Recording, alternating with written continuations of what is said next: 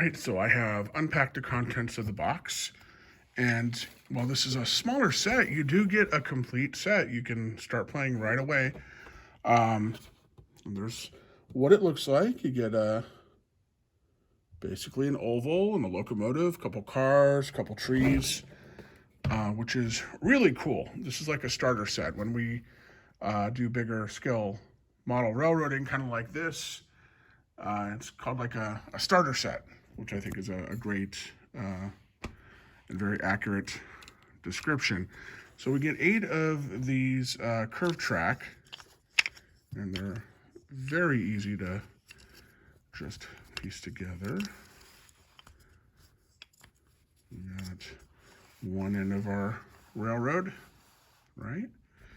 We pick these, and we're going to build the other end of our railroad, because if it doesn't come all the way around, it's not really going to go much of anywhere, is it? Okay, and then as I'm sure you already guessed, these straight pieces. So we're going to straight away for our little train.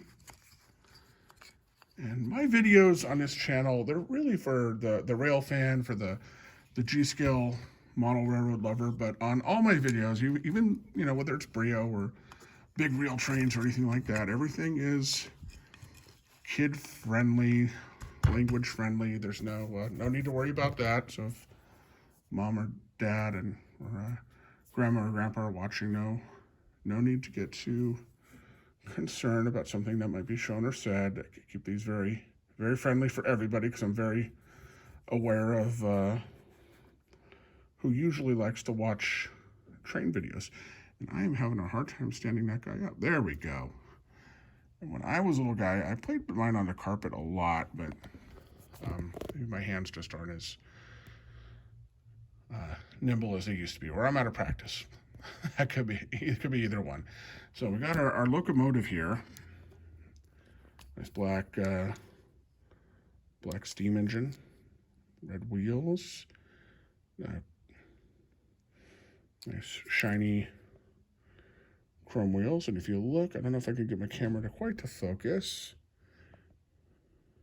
but I believe that says Brio on it, if I'm not mistaken.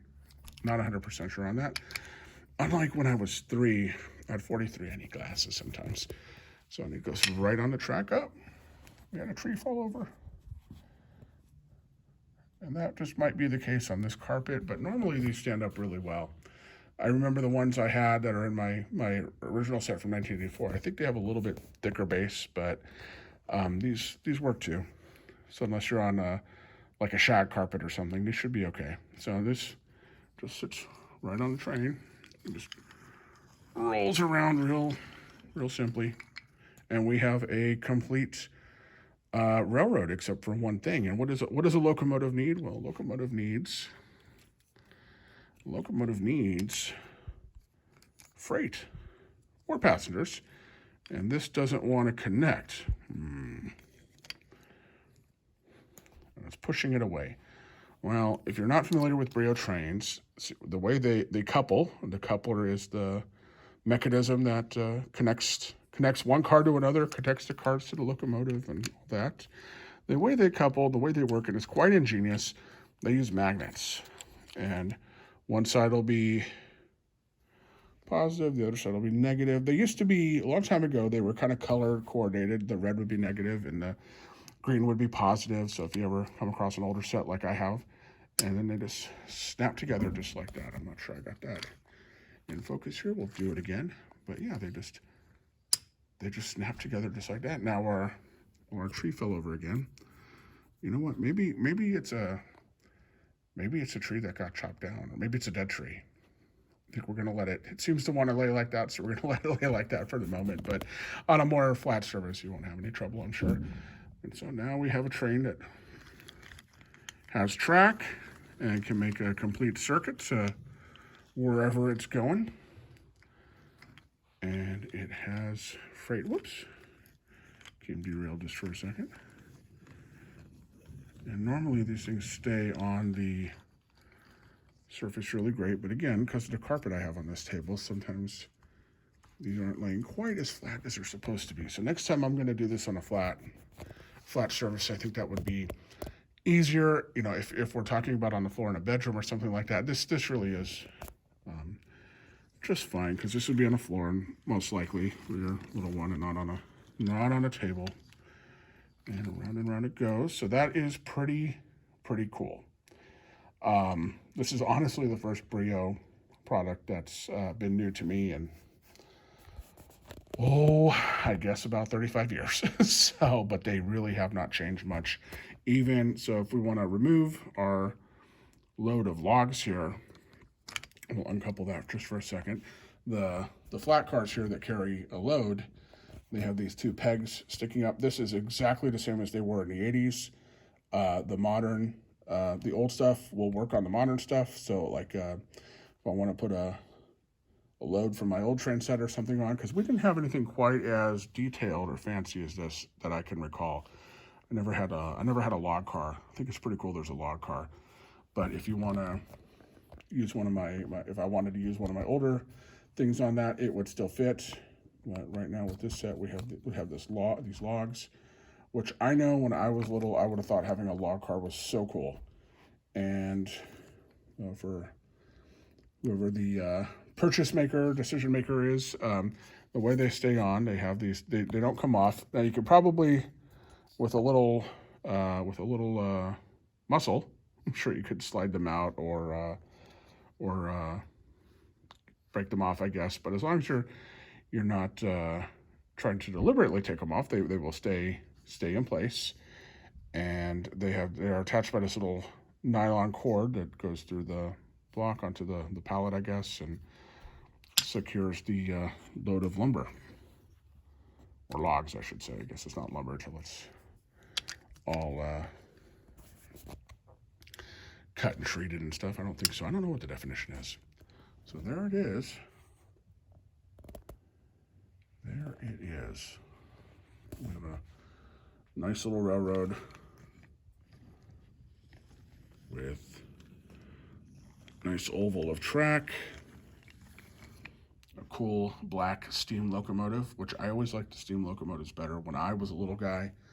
My more modern and we'll say more grown-up G-Skill, I have a mix of steam and diesel, and I'm a little nostalgic for some of the 80s Santa Fe diesels that I saw when I was a kid in the 80s, and GP 38s and stuff like that. What was hauling freight then, and the paint schemes from back then, which you find. I guess I'm not the only one that's nostalgic for something like that. And here comes the kitty cat. He was gonna knock over the Forrest anyway, weren't you, buddy?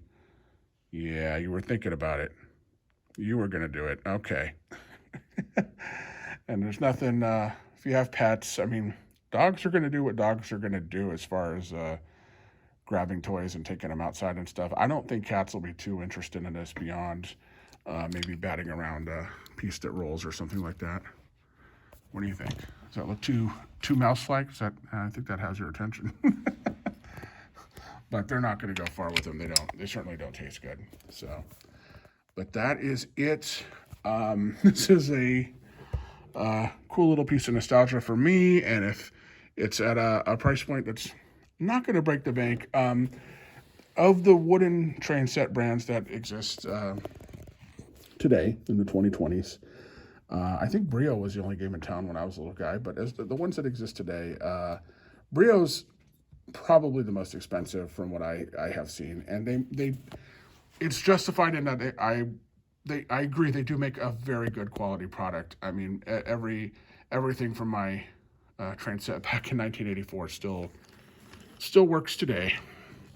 So it will stand the test of time. It will hold up. You don't have to worry about that. It's a good product. I can't speak to the other brands. I'd like to try some of those out at another time, and maybe in a future video if you guys like watching wooden train videos. But these all hold together quite well. I can't remember ever breaking a piece of track, and I mean I was a rambunctious little guy when I was like 3 and 4, so I think it'll hold together for many years. Now here we go. You attacking the forest? Yeah. Cats will be cats. But yeah, so that is it for this Brio review. So like I said, this channel, and I hit the ground. This channel normally does, we do some rail fanning for the big thing, the real thing. And all right, go down and get them. We filmed the real thing. I usually post maybe one or two of those during the week. And then on Saturday mornings, I'm going to start doing model railroad stuff. And I imagine I'll go through my rather large inventory of G scale products, but I also want to review some of the modern Brio stuff. I was so pleasantly surprised when so many people watched my review of my Brio train set from the early '80s. So I think it'd be cool to review some of the modern stuff. So next time I have a cool double suspension bridge we'll review, and I have a cool larger steam locomotive that I would have just loved when I was a little guy. So if you want a bigger, fancier, more of a streamlined deck goes very 1930s-esque big steam locomotive, stay tuned. We got one of those coming up too.